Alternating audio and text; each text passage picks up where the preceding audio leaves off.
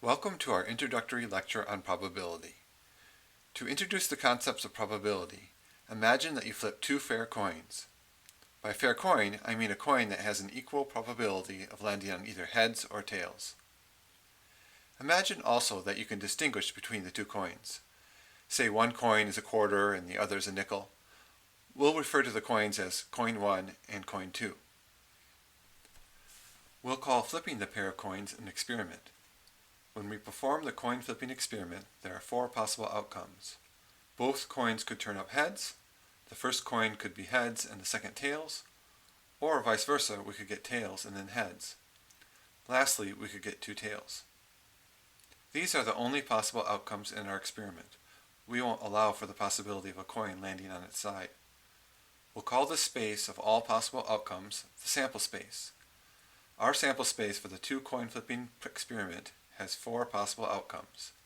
We expect that all four outcomes are equally likely. We define an event as a subset of outcomes. We have simple events that consist of just one outcome.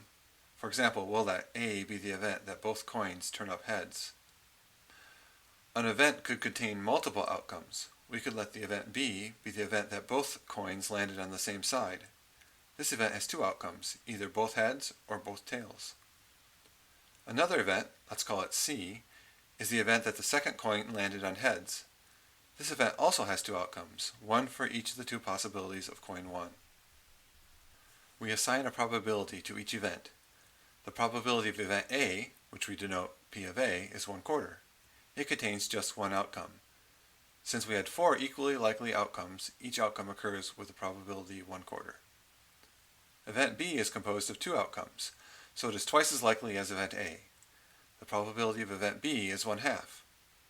Similarly, P of C, the probability of event C, is also 1/2, as it contains half of the equally likely outcomes. One way to represent all the probabilities of all outcomes is through a contingency table. Here we'll use the columns to represent coin 1 and the rows to represent coin 2. Since we are modeling the four outcomes as being equally likely, we put 1/4 in each of the four cells. We can gain more insight by adding totals to the contingency table. Here we see that indeed both coins are fair. The first column is the event that the first coin is heads, and its total probability is 1/2. The second column, or the probability for the first coin landing on tails, is 1/2. Similarly, the row totals give the probabilities of heads or tails for the second coin. Importantly, if you sum up the row totals or sum of the column totals, you better get 1. The overall total probability of any one of the outcomes occurring must be 1. If you don't get 1 here, then something went wrong. We can use the contingency table to represent different types of experiments, rather than flipping two fair coins. Let's imagine that I have some trick coins so that the four outcomes are no longer equally likely. Instead, I can specify different probabilities for the four outcomes of the sample space. Here's the contingency table for some coins where getting two heads is highly unlikely. Rather than happening with probability 1/4, getting two heads happens with probability 0.04, or only 1/25 of the time. On the other hand, these coins show up with two tails more than half of the time, with probability 0.64. Getting either heads than tails, or tails than heads, also happens less likely than we'd expect, as each of these outcomes occurs with probability 0.16. But I have more tricks up my sleeve. I have another pair of coins whose probabilities are shown in Contingency Table B. Here, getting two heads or two tails happens more rarely than you'd expect. And Contingency Table C shows the results for another pair of trick coins, where getting two heads or two tails happens more frequently than you'd expect. Lastly, Contingency Table D shows a fourth pair of trick coins. Here, getting two heads or two tails is only slightly less than what you'd expect. Oops, wait, I think I made a mistake. It seems like I completely goofed up on one of the contingency tables. One of them doesn't make any sense. Which one is it? Pause the video if you need to determine the faulty contingency table before I tell you the answer. To find the bad contingency table, we calculate the totals. Everything seems to add up correctly for the first three tables, but in Table D, the total probability is 1.2. The total probability that one of the outcomes of the sample space occurs has to be 1. We can toss out Table D as completely bogus. Let's look more closely at the remaining 3 contingency tables. I mentioned that the original pair of coins were fair coins, as they were equally likely to come up heads or tails. Which one of these contingency tables represents unfair coins with unequal probabilities of heads or tails? Clearly, Table A represents unfair coins, as tails are more likely than heads.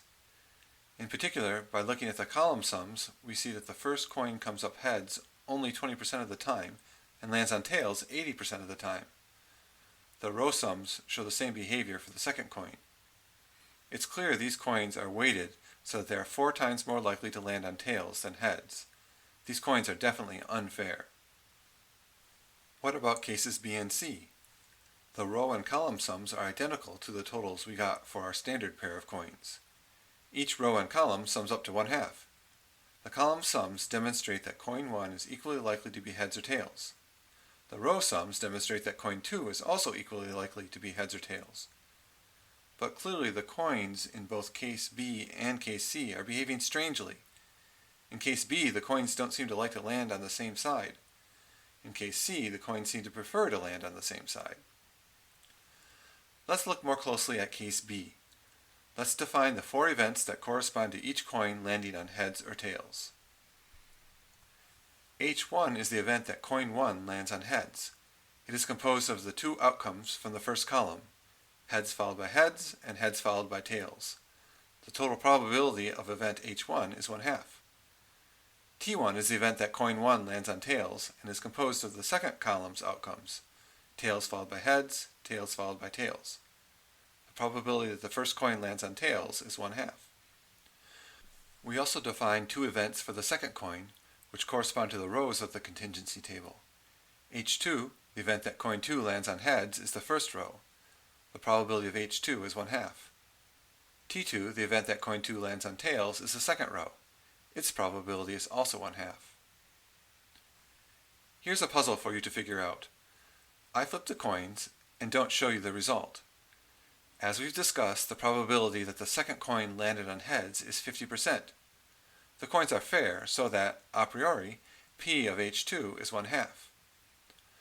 But now let's imagine that I give you some additional information. I show you the result of the first coin, and you see that the first coin landed on heads. In other words, you know that the event H1 has occurred.